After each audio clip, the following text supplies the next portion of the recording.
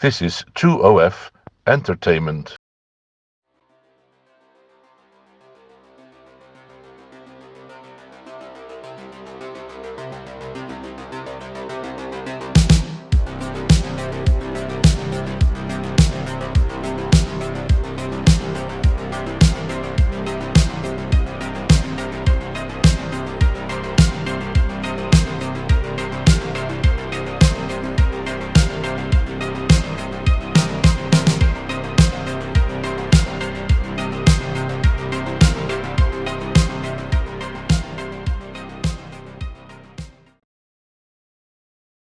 Hi guys, welcome to the review of the 2020 Audi RS6. I've been dying to try this. The old RS6 was my favorite car in the Audi range, and for the new one, they've made it much more aggressive, much more purposeful looking. Of course, this is quite simply the fastest estate car wagon, whatever you want to call it, on the planet, bar none. What's the top speed on this thing? Oh, this is the Audi RS6, as I was explaining. It's got 600 horsepower. It does 0 to 62 miles per hour in 3.6 seconds, which is better than most supercars. And it will do 155 miles per hour limited, but in the Vorsprung spec, where you take the limiter off, it can reach 175 miles per hour. And what about the boot space? Oh, it's got tons of space, man. It's got over 600 liters of space with the seats up. Drop the rear seats and you're looking at well over 1,600 liters of space in the back. I need something exactly like this, something big and with a bit of shove. Excellent. I'm going to take this one. That's brilliant. I'm sure Audi would be delighted to hear that. I recommend getting it in the Nardo Grey. They've got loads of finance deals and stuff, you know. I'm having this one, and because you know so much, you're coming along. Ah! Ooh, carbon trim and exhaust as well. Yeah, this is the carbon pack, so it's got the black. Open. You know, like I said, it's got loads of space, and you notice the huge. Ah! Yeah. Oh! Now, where are the keys? They're in the car. Good.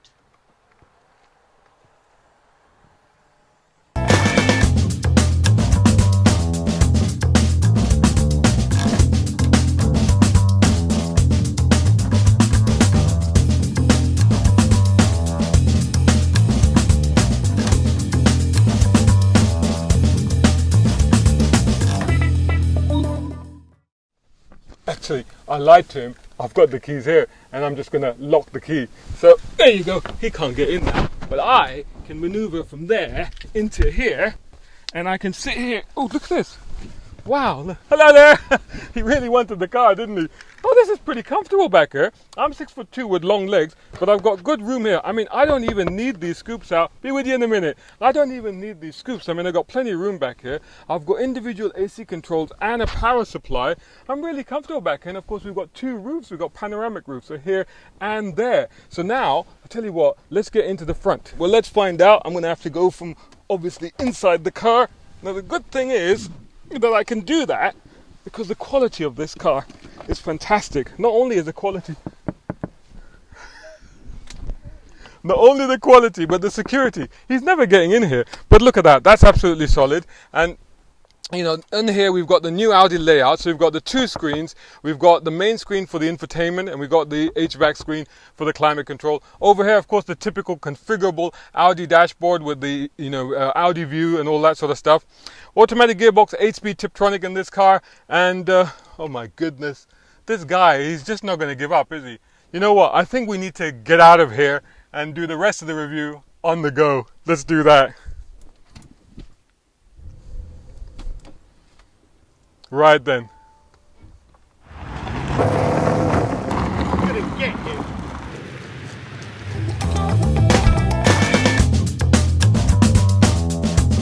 Okay, so it's good to get away from that guy, you know, and yeah, he was being a bit annoying really, wasn't he?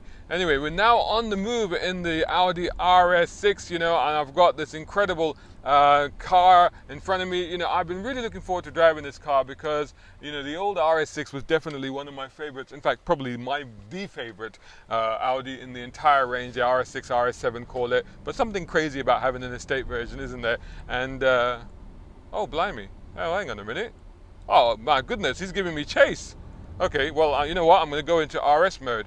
RS1, now actually, I have to go into RS2 because the RS mode is configurable. So with the Audi Drive Select system, you can go through and you can select all the various settings for the engine, transmission, etc.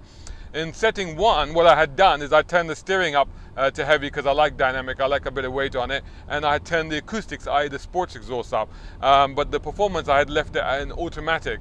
But go into RS and I've turned everything up to 10, or full rather, except for the traction because we are on public roads. Oh my God. Oh my Lord! And we're on a small road. This is a big car, and oh my! If you put your foot down, oh my goodness, does this thing rock it? And it's gripping. Oh, it's gripping. It's holding on this incredibly bumpy little tiny twisty road, and no problem at all.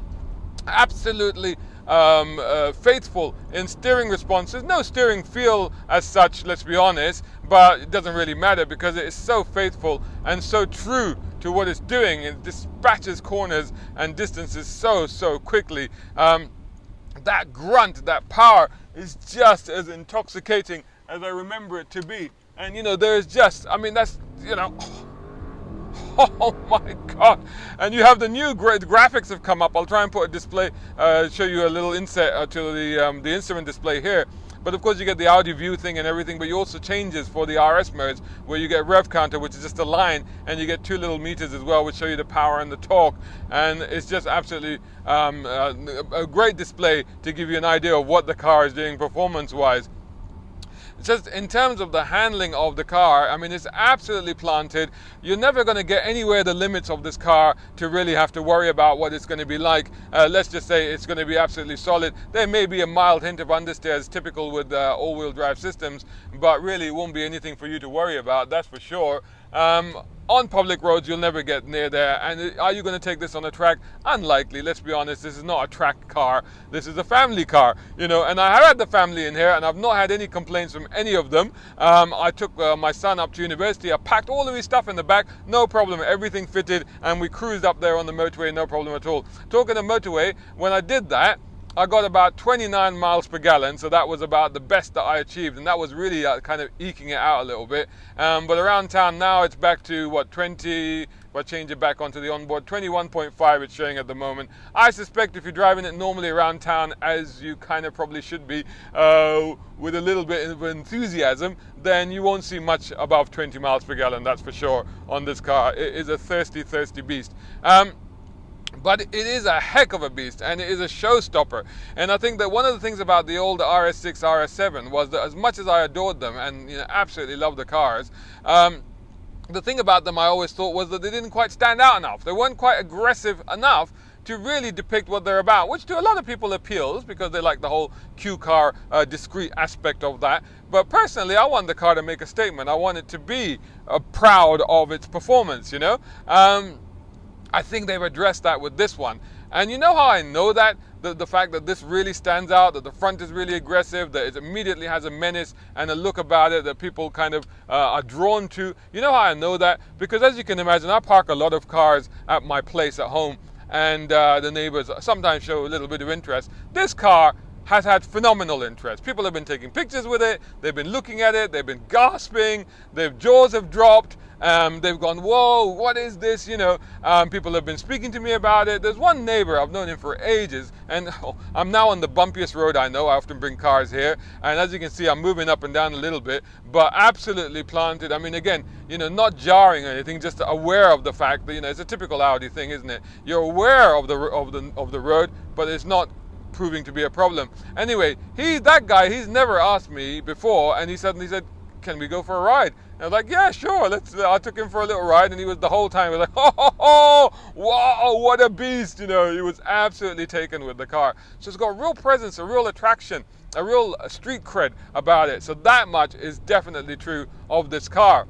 So the ride, as you can see, is not too bad at all, but even on this really bumpy road, and this is a big car, so driving it around town, you've got to be aware of the fact that it's quite long, although from behind the wheel it doesn't prove to be too much of a problem. Just with parking it becomes an issue, but then it does have a 360-degree camera, as well as reversing cameras and sensors and all the rest of it, as well as auto braking. So it has that kind of thing where if it detects something, it will brake. So for example, reversing into my normal spot, there's just a branch just overhanging, and it detected that, and it just suddenly hit the brakes, which was kind of alarming. And ultimately I had to basically remove that branch altogether because it was just getting annoying.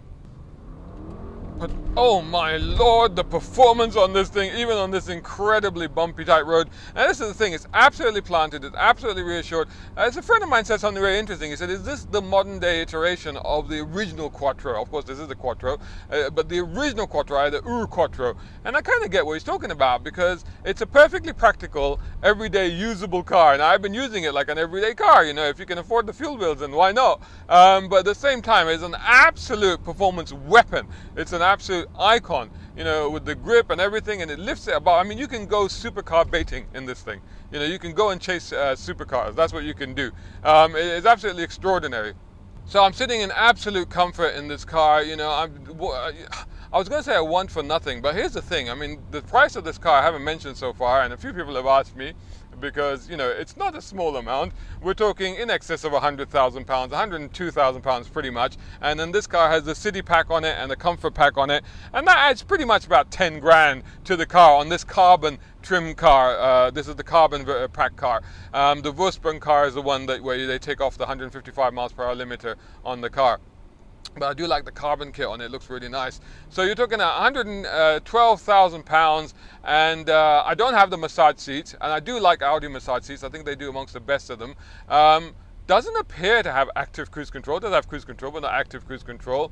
There's not really enough USBs in here, although admittedly it does have wireless charging and wireless connectivity for Apple CarPlay, etc. So that kind of compensates. And you got power point in the back, although not USBs. And you know, and not soft closing doors as well. That's the other thing I was a bit surprised about. I was expecting to see soft closing doors in this thing, but it doesn't have those. So, you know, those are the sort of things where it's a little bit of a surprise. But I tell you what, it does have that quite interesting engine note, which I do like, and that's why that's why I normally have the RS mode kept, where I've turned the acoustics on fully, and it does have a presence. It does grab people's attention.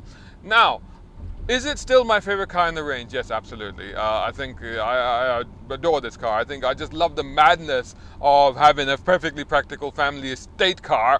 I mean, this is what makes estate cars still cool, and yet having this thing that you can basically hunt down supercars in. Can I justify it? That's a bit more tricky, both in terms of the price, because it's not cheap, but you know, if you can afford that sort of money, heck, why not? But more in terms of, you know, can you use it? Because if I have a car like this, then I do, that as you saw, that performance is intoxicating. But as you saw, I've only been able to use it once in this thing. And if you're wondering what happened to the guy that was chasing me, well, I mean, that was it. You know, once I deployed the RS2 mode, that was it. He disappeared. A small dot in the rearview mirror disappeared. No chance. He had no chance keeping up with this thing. And most cars won't be able to keep up with this thing. That's if you're able to use that performance. And that's the problem. Most of the time you won't, especially if you're living in London. It feels like you're driving this car on a leash the whole time. In fact, I'm going to go back into normal mode again. I'll put it into RS1 mode, because it's just too much performance. And the moment you use it, or the moment you press on the accelerator, then you know, you're already going too fast. You're already hitting license losing speeds. And that's a dilemma with this car. It's like, incredible as it is, a lot of what it can give you, a lot of the thrills that it provides, a lot of the pleasures that it gives you are absolutely redundant, because you can't really enjoy them, you can't really use them. So that's the problem with this car. So maybe this market is not right for it, or maybe you need to be living in way up somewhere in Scotland, or somewhere in Wales, something like that, where you know where you can actually exploit the performance. Anyway, there you go. There's my review of the Audi RS6. I hope you enjoyed this review. Do let me know in the comments above below elsewhere, and I'll catch you guys soon again in the next video.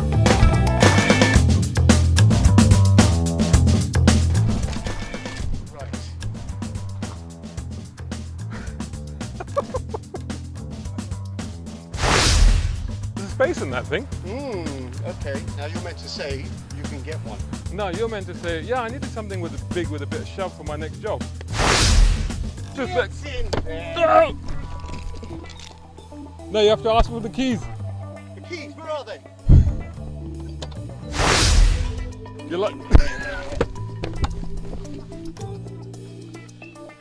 no, you're supposed to say, you're supposed to say,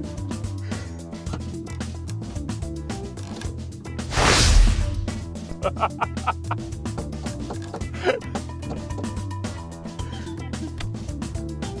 can't get out!